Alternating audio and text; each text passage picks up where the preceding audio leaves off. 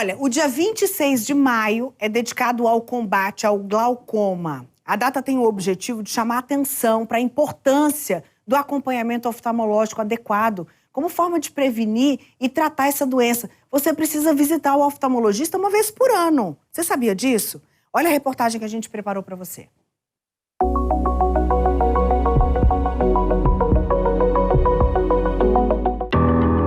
Ele é a principal causa de cegueira no mundo e, segundo a Organização Mundial da Saúde, hoje, uma média de 64 milhões de pessoas em todo o planeta tem. E até 2040, 100 milhões podem ter.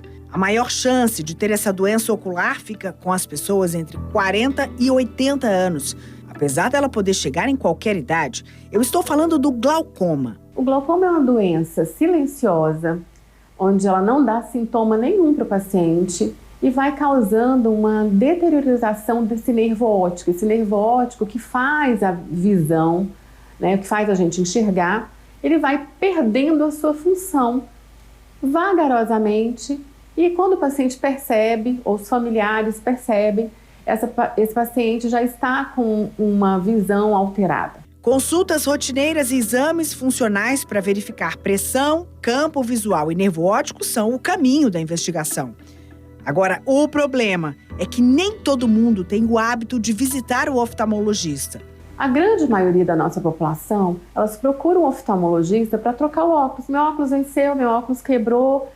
E quando é feita uma consulta oftalmológica, é onde você pode detectar se essa pressão ocular tá alterada, se o nervo óptico tem alguns sinais me mostrando a doença, se essa retina também pode ter alguma alteração relacionada a diabetes, a hipertensão ou mesmo a doença macular relacionada à idade. Se às vezes o grau do paciente pode ser tão importante ou diferente de um olho para o outro que possa estar causando uma diminuição dessa qualidade visual. Então, as doenças oftalmológicas, elas são detectadas numa consulta oftalmológica. E nem sempre o resultado é o óculos. Às vezes você tem que tratar o paciente, você tem que controlar esse paciente para depois você passar o óculos. Apesar de ser a maior causa de perda de visão, não significa que quem tem glaucoma não vai conseguir enxergar, né, doutora? O paciente pode, por exemplo, ter um acometimento do campo visual, como a gente vê aqui na foto, e você vê o paciente que ela tem uma visão boa central. Então, ela consegue ter uma visão que, num teste de óculos, por exemplo, ela tem uma visão boa. Ela tem uma visão razoável para ela poder fazer suas atividades. Mas o campo visual dela foi perdido, né? Por isso que é importante os exames para a gente ver a alteração funcional do nervo óptico, né? O dano estrutural. Porque muitas vezes o paciente tem um dano estrutural e funcional avançado, mas a visão ainda está preservada, a visão central. Podemos ver pela história da Kátia. Ela recebeu o diagnóstico aos 30 anos.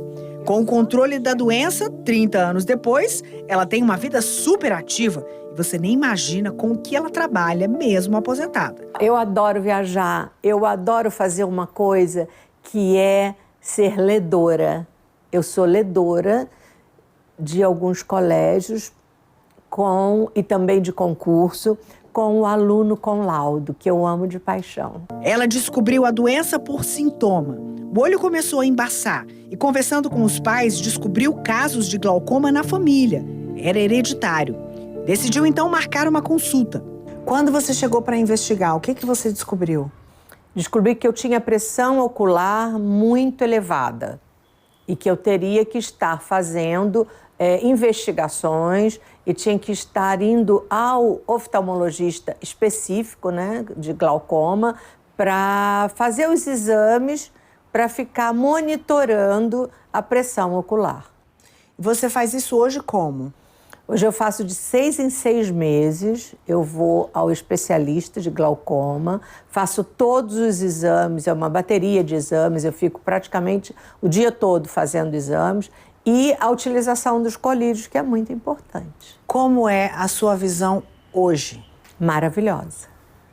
Além do glaucoma estar monitorado, né, que é uma coisa que eu tenho que fazer de 6 em 6 meses, ir ao oculista e usar a medicação, eu também fiz a cirurgia de catarata, que foi uma boa melhora. O tratamento do glaucoma, ele começa o tratamento clínico com colírios, e aí você tem as classes de colírio, e muitas vezes nós temos que associar as classes de colírio.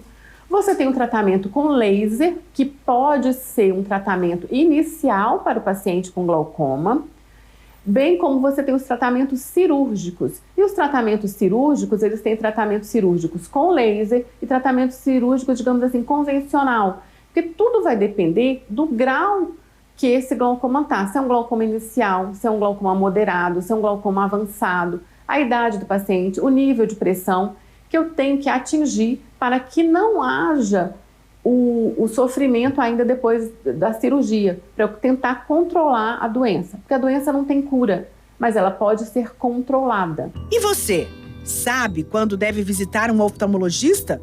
Ouça o que diz a médica. A visita oftalmológica, ela deve ser feita desde a primeira infância, anualmente. Isso é muito importante, porque as doenças da primeira infância, onde você tem os erros refracionais, também afetam as crianças, causando uma dificuldade visual, e através da periodicidade que você vai ter o acompanhamento oftalmológico, para eu detectar alguma suspeita de alguma doença. A grande maioria das doenças oftalmológicas, elas são silenciosas, elas não dão sintoma.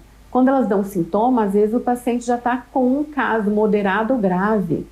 Então, a gente precisa, e os pacientes que tenham comorbidades associadas, diabetes, hipertensão, uso crônico de corticoide pelas doenças autoimunes ou doenças reumatológicas, ou doenças pulmonares, queixas respiratórias, que usam corticoide cronicamente, o uso do corticoide pode aumentar a pressão do olho. Então, eles também precisam fazer rotineiramente. Então, assim, no mínimo uma vez ao ano, todo mundo.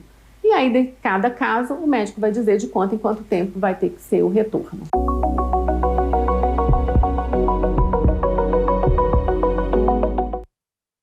Viu só o que você tem que fazer? Quero saber qual foi a última vez que você foi no oftalmologista.